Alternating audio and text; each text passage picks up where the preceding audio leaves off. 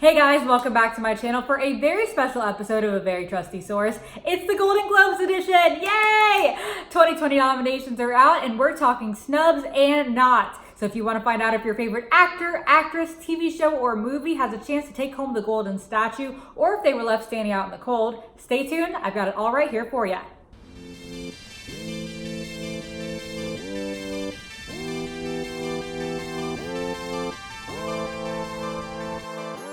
All right, so let's start with the nominations. So I'm not gonna bore you guys by listing every single person and every single category, but I am gonna touch on all the big ones so that you have enough information to effectively argue and or brag with your family and friends. So Netflix led the pack with 34 nominations across television and movies. And I mean, of course they did, because who these days does not have a Netflix account, or at least an account that they're using of their brother's, friend's, cousin, whatever. Everyone has Netflix, everyone's watching. It's literally the OG streaming service, so it's no surprise they are sweeping this Golden Globe season.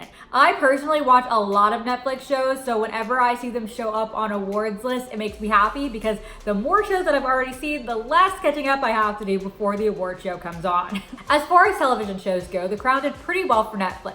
Olivia Colman landed a Best Actress nomination for her turn as Queen Elizabeth II for The Crown. Now, this is the first time Colman's able to be nominated for this role because for seasons 1 and 2, Claire Foy portrayed the character.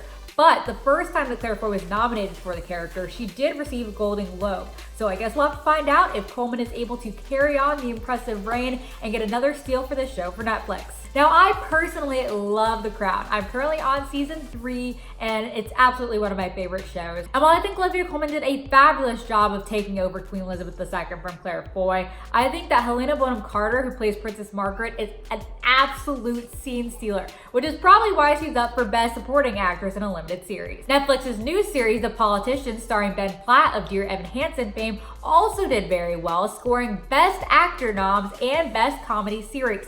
So that will be fun to see if the new show can put its name in the hat and score a win on its first time out. Some other streaming service standouts are Hulu's The Act and Fosse Verdon, Apple TV's The Morning Show, and Amazon Prime's The Marvelous Miss Maisel. Now, the only one out of that group that I have not seen is The Morning Show.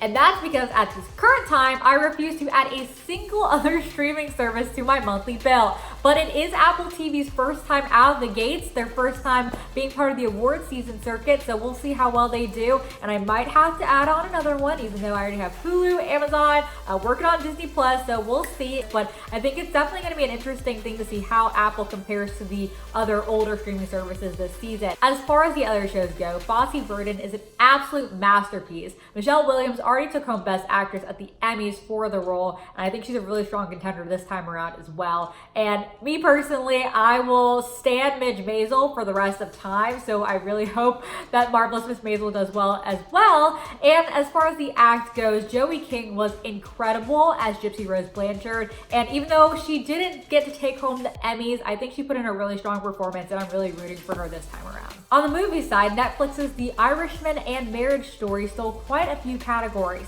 In fact, both movies are in the running for one of the biggest awards of the night, Best Drama. Now, I haven't seen either movie just yet, but yesterday Marriage Story popped up on my Netflix homepage, and I didn't even have to see a minute of it to know it was absolutely going to be insane because Scarlett Johansson, Adam Driver, and Laura Dern are all in it. So if that's not a recipe for a strong award season contender, I don't know what is. The Irishman and Marriage Story are both sharing a category with Joker, which I have seen. And it's funny because before I saw the movie, friends of mine were saying, oh, Joker's amazing. It's definitely gonna run away this award season. It's gonna be great. And I was like, okay, yeah, sure, whatever. I'm sure it's not. I highly doubt it. And then I went to see the movie, and I'm not gonna lie, my jaw was on the ground for the last half of the movie. It was incredible. I didn't see it being a strong contender. I don't know if anyone thought that, I don't think everyone thought it'd kind of be successful, but the extent that it has been already is mind-blowing, and I think that it's definitely going to be the dark horse of the award season. It's going to be one that people are kind of, oh, I don't know about that one. It might do well, it might not, but I think at the end of the day, Joker's definitely going to come out with quite a few wins across this award season, and especially for Joaquin Phoenix, whose performance was absolutely stellar. And I mean, it was mind-blowing. You have to see it if you haven't seen it yet. And a notable contender for Best Comedy Musical Film is Quentin Tarantino's Once Upon a Time in Hollywood. And I mean, because it was starring Brad Pitt and Leonardo DiCaprio, really, truly, they could have just stared at each other for the whole 3 hours, and they probably still would have gotten a nomination. But still, good for them. As much as I would love to sit here and fangirl over all the nominees all day long, there are some snubs that simply cannot go undiscussed. Perhaps one of the biggest snubs was the fact that Game of Thrones, following its final season ever, only received 1 nomination, and it went to Kit Harington.